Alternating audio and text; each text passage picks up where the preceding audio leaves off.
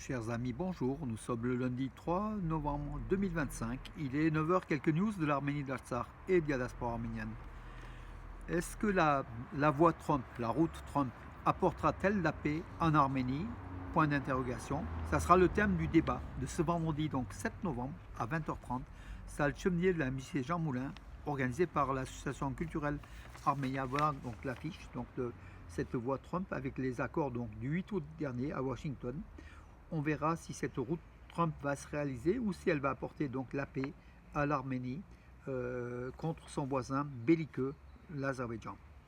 Donc lors de la soirée, donc en début de soirée, donc on fera aussi un tour de table de la mémoire donc de Alain Escusian, notre ami, vice-président de l'association culturelle Arménia, disparu le 15 octobre. On a d'ailleurs décalé du 31 octobre au 7 novembre cette réunion, justement en l'honneur d'Alain Escusian, donc en souvenir, en l'honneur d'Alain Escusian, qui a tragiquement disparu donc, le 15 octobre. Voilà mes amis, donc de nombreuses questions on se posera sur l'Arménie, sur l'avenir de l'Arménie, de la situation actuelle de l'Arménie, et puis je donnerai aussi quelques éléments sur cette route Trump, peut-être pour éclairer un peu davantage le débat. Des prières ont été réalisées donc hier à Saint-Etchmiadzin pour les Arméniens détenus à Bakou, les évêques emprisonnés en Arménie et Samuel Garabetian. Voilà donc Saint-Etchmiadzin qui a fait donc une sainte messe avec des prières justement pour les détenus arméniens illégalement détenus dans les prisons de Bakou, alors que Pachinian, le gouvernement de Pachinian fait un petit peu la sourde oreille, nous avons l'impression, voilà. Et puis donc de son côté, donc Nicole Pachinian, il a assisté hier à une messe donnée par le prêtre défroqué Asatorian, Stépan, à Ovanavank, qui est un monastère, une église monastère très connue, très ancienne. Voilà, pour le deuxième dimanche de suite, Nicole Pachinian s'y est rendu avec anciennement le père Aram. C'était le père Aram, c'est Stépan Asadorian qui a donné cette messe, le prêtre défroqué. Bien sûr, contre le Catholicos Karekin II, le combat continue entre Pachinian et le Catholicos Karekin II, donc Gudrich Nersisian. Voilà, donc il a été applaudi tant à l'arrivée qu'au départ, donc comment dirais-je, Nicole Pachinian. D'ailleurs, c'était plus des fans que des fidèles, donc rassemblés dans cette église. Et puis, on a appris aussi que le frère et le neveu donc, du Catholicos Karekin II ont été arrêtés. Ils ont été coupables, d'après la police arménienne, de violence contre un candidat aux élections, donc à Voskiat, donc un candidat. Ils ont fait des entraves, enfin ils ont fait acte de hooliganisme, comme ils appellent ça, hérité de l'époque soviétique. Donc ce terme hooliganisme, en tout cas, ce sont des actes violents qui ont été commis. Ils sont en prison, voilà, et ils sont interrogés. Voilà, donc c'est aussi une attaque contre Karekin II de la part de Pachinian. Mes amis. Donc, et on a appris aussi, donc, autre nouvelle, mes amis, importante, entre 2023 et 2024, l'Arménie a signé avec la France des contrats d'armement d'une valeur de 274,5 millions d'euros.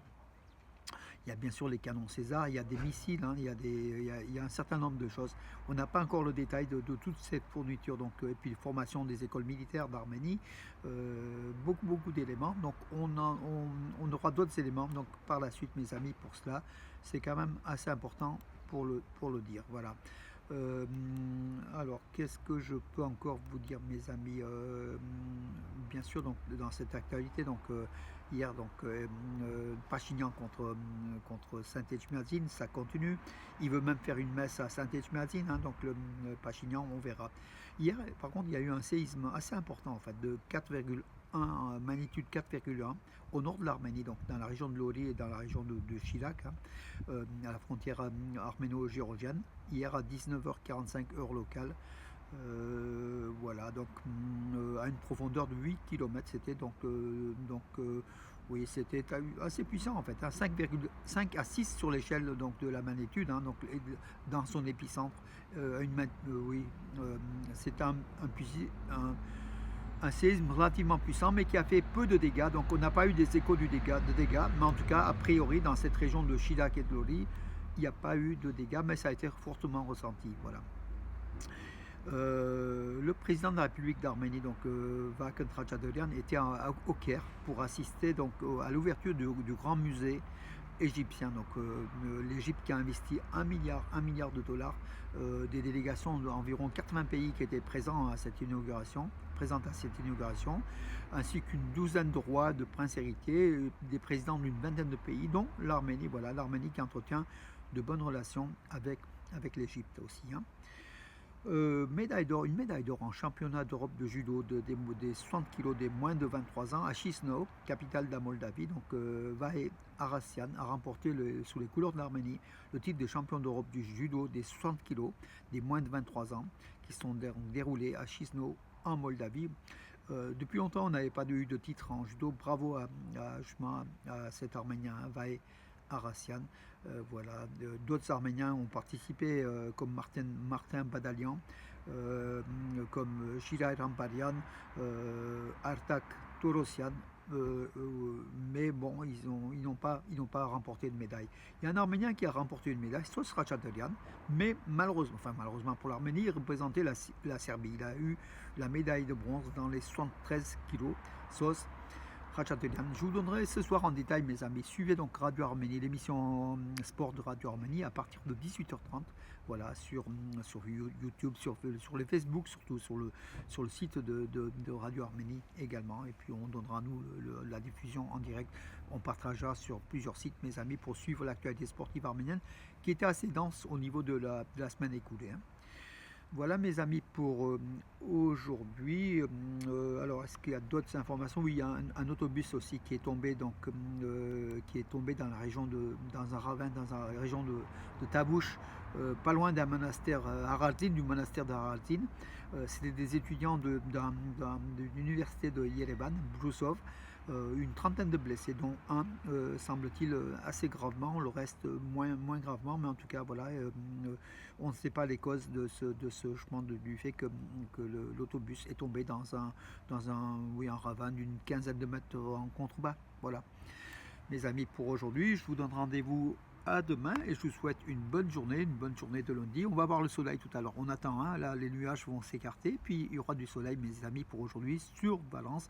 Valence qui a accueilli le week-end dernier le deuxième festival du livre, le Salon du Livre, avec 35 auteurs très très connus, dont pour nous les plus connus, c'est Franz-Olivier Gisbert et Sylvain Tesson, que j'ai eu, donc les interviews, hein, vous avez dû suivre, puisqu'il y a eu des milliers de vues, hein, de visites, en tout cas des choses très intéressantes. Franz-Olivier Gisbert qui est très optimiste par rapport à ce qui se passe actuellement en Arménie, donc les accords ce que mène Pachinian, hein, comme politique avec les accords de Washington de 8 août dernier. Et puis Sylvain Tesson qui est un peu moins optimiste, qui a dit qu'on a perdu le cœur de l'Arménie. L'Artsakh, ce n'était pas qu'une terre arménienne, c'était le cœur de l'Arménie. C'est pas donner un doigt pour essayer de garder le reste du corps, mais en donnant le cœur de l'Arménie, on a perdu beaucoup. Voilà. Donc, et puis maintenant, c'est la région de Sunnik qui est en danger. Sylvain Tesson, peut-être un peu plus réaliste que Franz-Olivier Gisbert. Mais bon, tous les deux ont raison à leur façon, mais on verra, les amis, on va suivre ça. Bien sûr, les Arméniens défendent bec et ongle le sud de l'Arménie, la région de Sunnik. Et pourvu que la paix vienne, voilà, le soleil se lève, mes amis, pourvu que la paix vienne, en Arménie, on a besoin de cette paix pour le développement du pays. Bonne journée et à demain, mes amis.